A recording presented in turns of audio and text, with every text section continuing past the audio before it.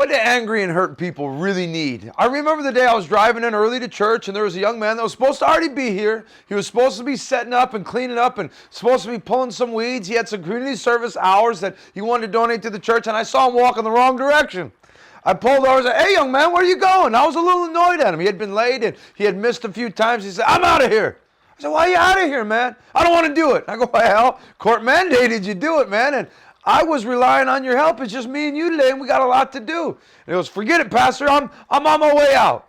And I pulled over and I got out of the car and I said, "Young man, you're really blowing an opportunity." And I didn't have any empathy. I didn't have any compassion.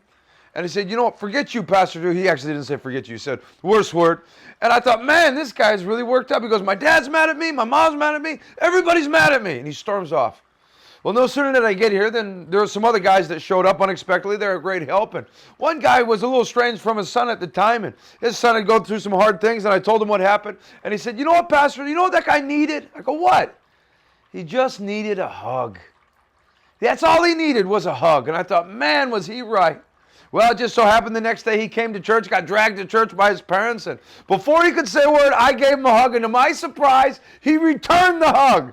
And he looked at me with a big smile and said, "I'm sure sorry about the other day, Pastor." And I thought the only thing this guy really needed was love.